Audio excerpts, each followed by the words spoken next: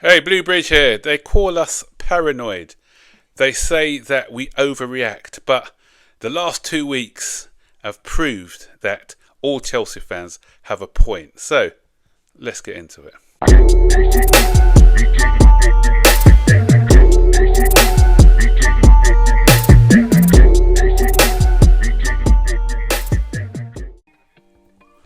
Last week, the world was going to end. Fulham were hard done by. How could they disallow this goal? How could they stop a magic moment for an 18-year-old from scoring a goal? Oh, it's scandalous. The worst VAR decision in history. And come off it, guys. What a load of nonsense. I knew. I'm not sure if I said it in the last video I did or I tweeted it out somewhere, and people were saying, "Oh yeah, we've got the points and everything else, so it's all done and dusted." I said, "No, it isn't done and dusted, because what it's going to do, it's going to let referees and VAR officials think twice when giving Chelsea decisions." And we didn't even have to wait 1 week for it to happen, or 2 weeks, obviously, because we had the international break. And so at the time, I didn't even notice it. Why didn't I notice it? The reason I didn't notice it is because when VAR were looking at the goal, Sky didn't even go to the VAR box to dissect it all. And I didn't see any lines come out as well. Where were the lines that came out? Usually when you're looking for offside goal, you see pictures of the VAR officials, and you see them taking lines and drawing out these lines and things like that. But the decision was made really, really quickly with no. And the reason why I don't think they showed the footage is because they knew that they were going to even up the score. You know, the VAR officials, I don't even blame them for getting this result wrong, for getting this decision wrong. Sorry, because they probably thought, if we give another thing in Chelsea's favour and stop poor old Brentford from making that fairy tale finish of scoring the goal in the last minute, and that gives us excitement of football, then you know what? Then we are going to be suspended from VAR duties, just like the officials at Stamford Bridge last week, when they didn't even make the wrong call. You know, that call was subjective. It wasn't even a bad call. It wasn't a bad decision. I don't know what people are saying the worst decision.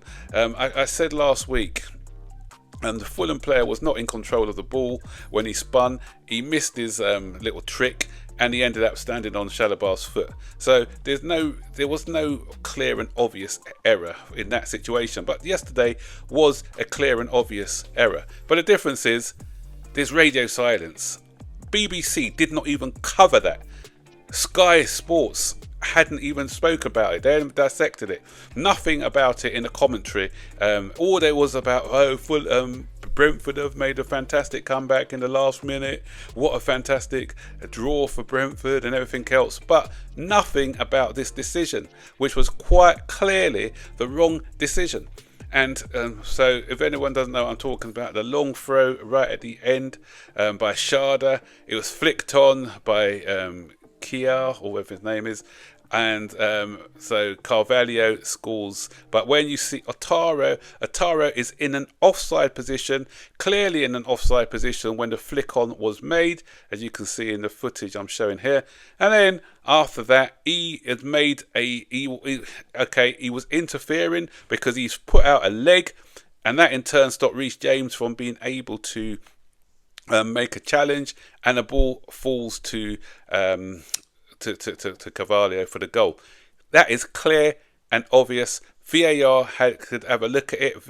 They made the error, but as I said, BBC haven't come out of it. All these football pundits, I haven't seen them. Nothing. Radio silence from everybody, and that's what happens when you have something like last week, or 2 weeks ago, sorry, where there's like a public outcry. It's going to make the referees think twice when giving a decision to Chelsea. We had it against Crystal Palace a couple of weeks ago with the right call, but yet, again, or we've seen this happen many times and it hasn't been blown up for a foul. It doesn't mean it's right. This is a right call. This is the rule is that you can't be within a 1 meter of the wall, and the fact that if the referees haven't implemented it in the past doesn't still stop it from being a rule. And obviously, it was more clearer because obviously that was the position that Gueye went into. That's the area where Eze shot the ball into the back of the net. So that's why it had the referee was looking at it a bit more. A lot of times when this happens, the ball probably doesn't go into the net, or it may go in on the other side, but not directly through the wall, and that's why it doesn't get a lot of attention. So, as I said, 2 correct decisions which got a lot of attention because they feel that the referee should have called it the other way, and then you've got a clearly incorrect decision, and the media and former players all seem to be happy with it. And I don't see, where is Howard Webb's apology? Tell you what, we're not going to get one. Why are we not going to get one? Because there's been no public outcry. The fact there's no public outcry, I said last week, the fact that there was a public outcry, that's why he came out so quickly to make that apology. This time, no public outcry from nobody. It's Chelsea. It doesn't matter. Brentford has scored a great last-minute equaliser. So let's ignore the fact that it should have been a disallowed goal. And Chelsea fans, we need to come out in unison, hard, and we need to go at the PMGOL, we've got to go at the Premier League, we've got to go at BBC, we've got to go at Sky News. We have to go at them relentlessly because this has got to stop. This agenda has got to stop. And I don't want anyone to come and say that we are paranoid and these things don't happen. It quite clearly shows that it does happen. Yeah? Had the tables been turned, can you imagine if it was Brentford who scored, Brentford who were 2-1 up, Chelsea scored a disallowed goal. Can you imagine the outcry that would have happened if it was us? That they would have been dissecting that one for days. The BBC would have been having half-an-hour programmes on it. Sky Sports would be doing it. And I bet you tomorrow, I can bet you my bottom dollar that Dermot Gallagher is going to make up some excuse. The only reason Dermot Gallagher went with what happened last week was because he didn't want to be seen as like going against the referee fraternity. But I bet you tomorrow he's not going to be. I may be wrong, but I think he's just going to make up some excuse of why the VAR didn't allow the goal or something like that, because that's what they do. They all stick together, these referees. So, Howard Webb, I want to hear from you, mate, because last week you were quick to come out with something which was, as I said, subjective. This is something which isn't subjective. This is a clear and obvious error that was not picked up by the referee, was not picked up by VAR. These are the sort of things that you should be clamping down on, not things that split opinions, because that last week or 2 weeks ago, that split opinions. Some people thought it was a foul, some people didn't, and it was more about as an 18-year-old getting his goal. But this is something that is plain. It's black and white. You can't even split opinions because it's clear. It's I think it's Rule 11 or something where someone from a referee stated, I'll put the tweet up or something, and it's quite clearly an infringement which everybody knows about, and if you're a referee you should know about that as well. So yeah, I'm waiting to see.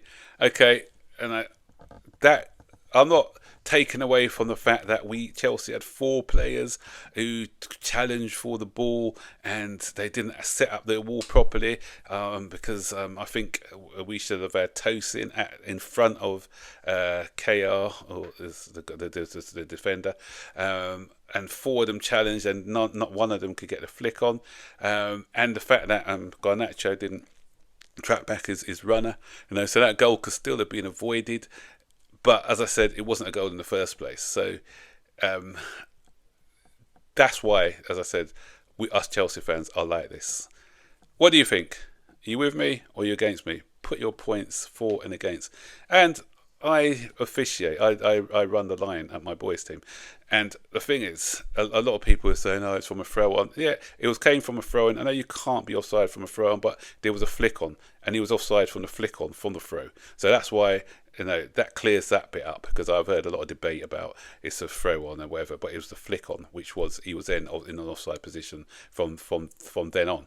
So let me know what you think in the comment section below. Don't forget, like, subscribe, turn on post notifications so you're notified when I make a new video. So take care. Bye bye.